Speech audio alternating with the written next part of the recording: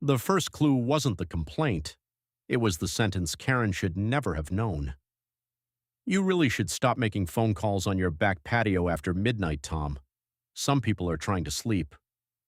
The moment she said that, my stomach dropped, because I had made a phone call outside the night before, at 12:17 a.m., and I hadn't told a single person about it. Not my neighbors, not my coworkers, nobody.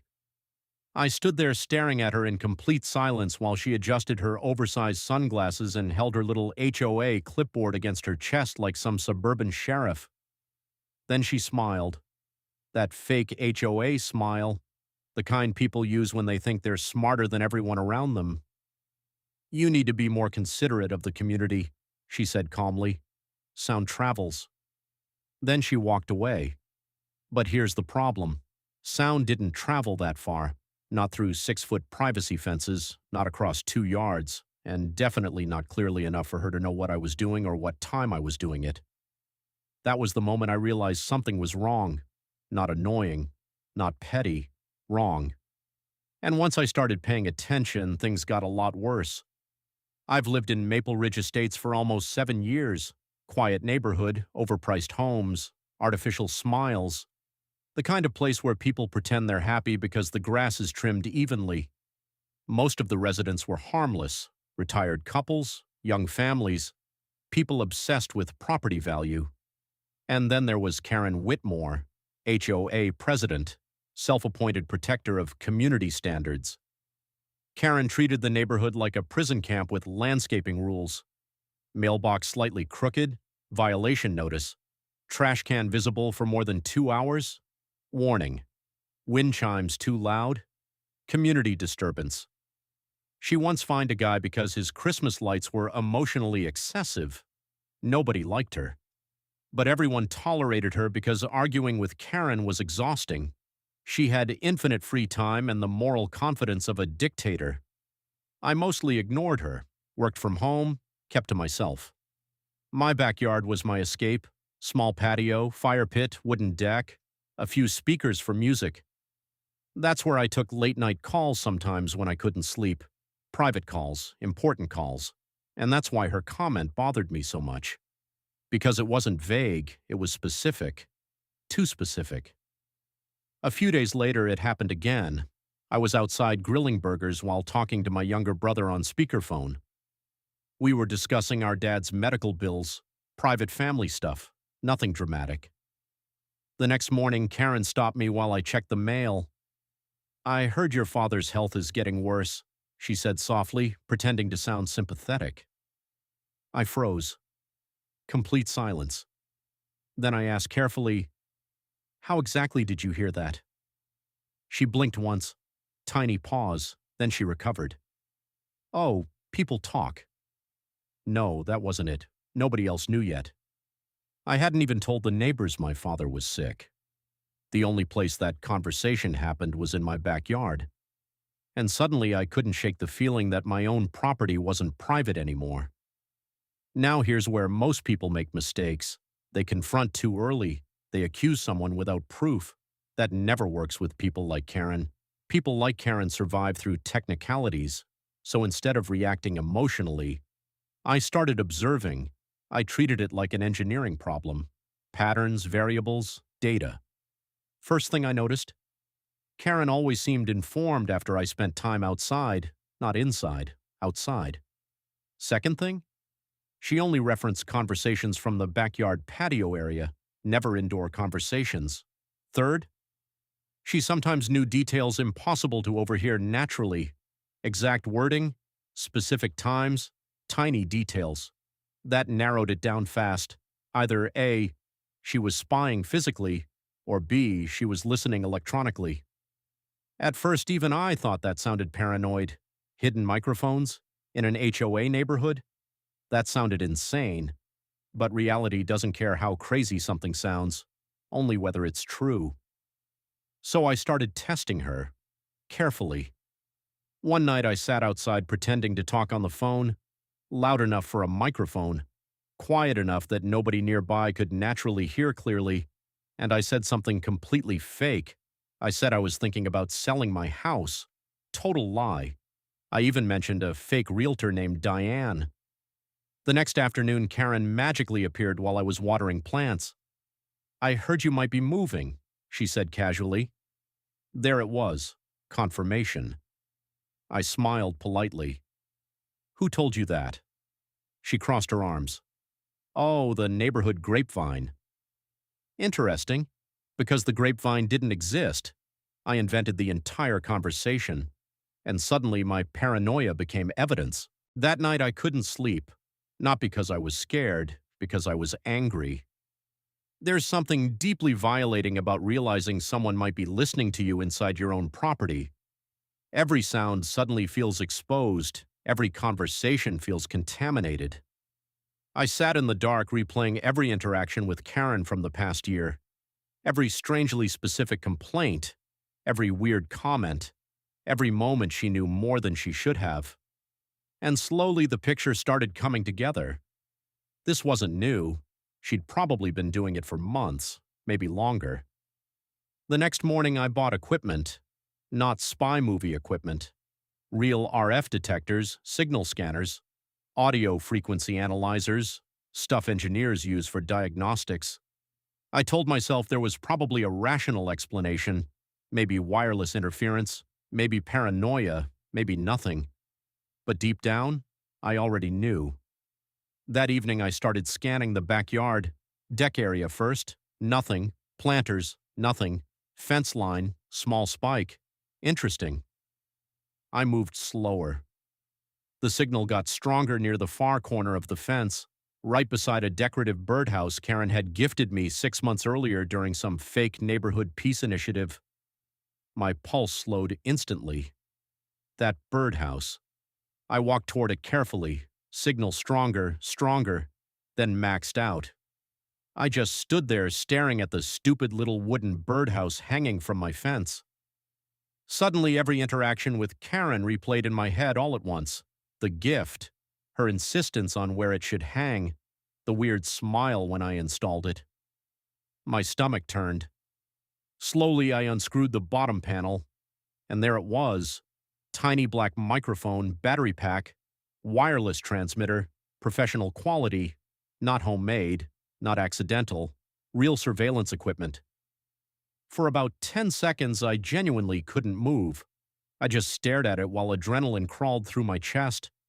Because finding proof changes everything. Before proof, you still have doubt. After proof, there's nowhere left for reality to hide. Karen had been spying on me, on purpose, for months, maybe years. Most people would have marched straight to her house. I didn't. Again, emotion loses against manipulators. Evidence wins. So I documented everything: photos, video, signal readings, serial numbers on the device. Then I did something even more important. I left the microphone exactly where it was, because once someone thinks they're hidden, they get careless. Over the next week, I ran experiments, fake conversations, false information, invented stories. Every single time Karen reacted, I mentioned installing a pool. 2 days later, I got an HOA notice about unauthorized excavation concerns. I joked loudly outside about buying a motorcycle. Karen suddenly posted community concerns about excessive future noise pollution. The woman wasn't just spying, she was using stolen information to control people. That's when the situation stopped being creepy and became dangerous. Because if she was doing this to me, who else was she listening to? I started talking quietly with neighbors, carefully, without sounding insane. At first, nobody believed me. Then old Mr. Jenkins said something strange. "You know, Karen once mentioned my daughter's divorce before I told anyone." That got my attention. Then Mrs. Miller admitted Karen somehow knew about her financial problems. Another neighbor said Karen referenced private medical information during an argument once. Pattern everywhere. And suddenly people started connecting dots. Fear spread fast after that, because nothing destroys trust faster than surveillance. Now Karen made one huge mistake. She assumed nobody would ever investigate her. That arrogance became her weakness.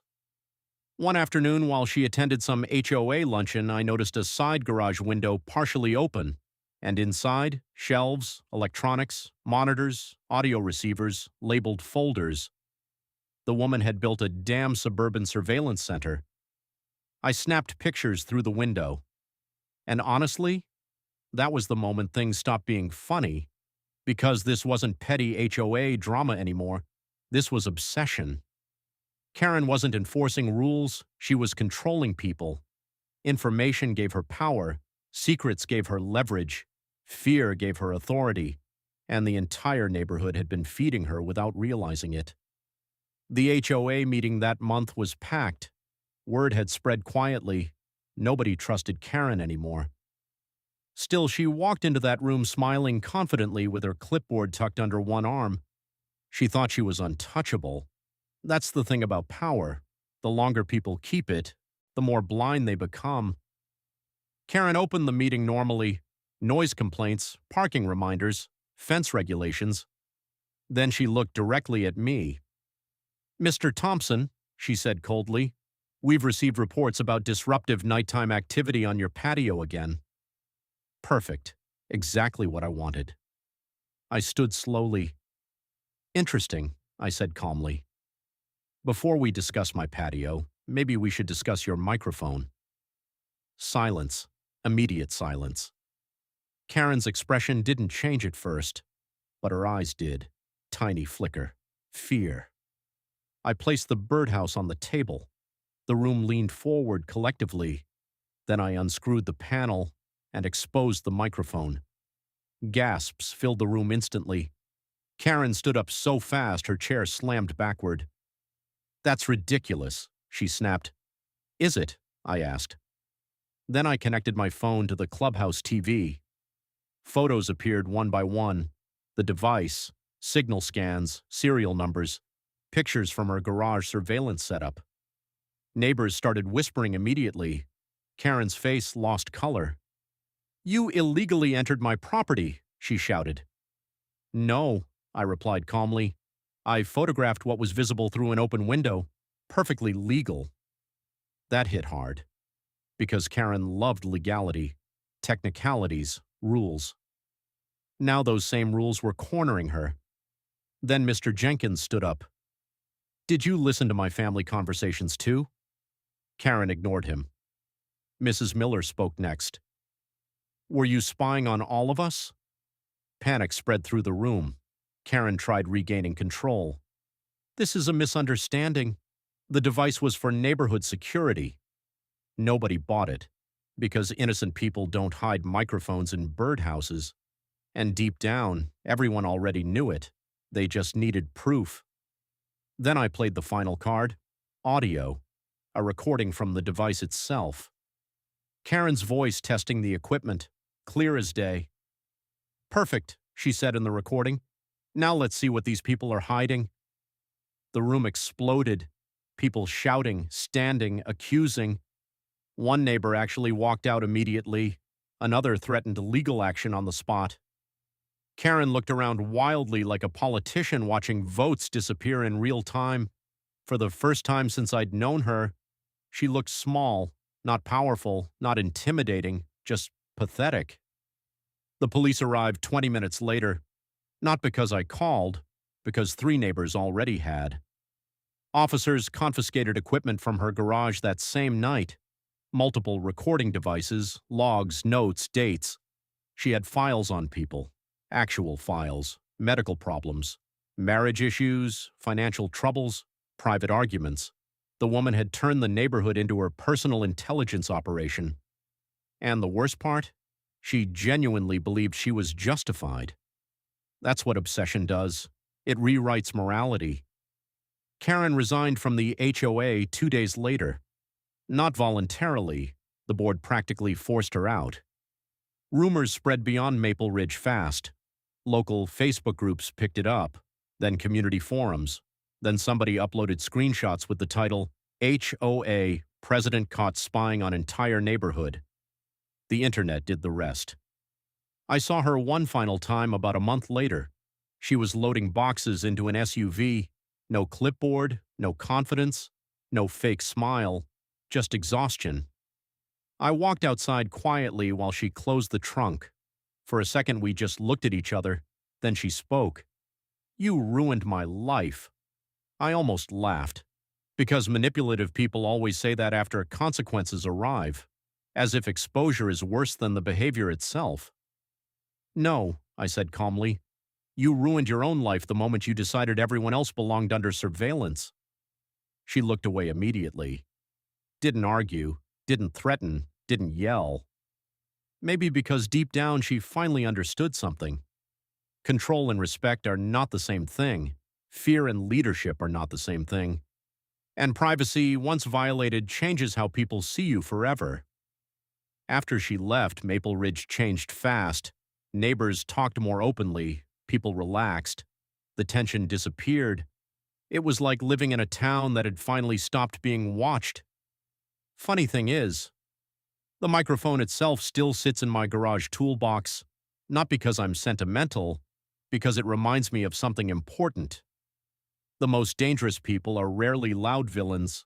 Sometimes they're smiling suburban busybodies holding clipboards and pretending they're protecting the community, and by the time you realize they crossed the line, they already know everything about you.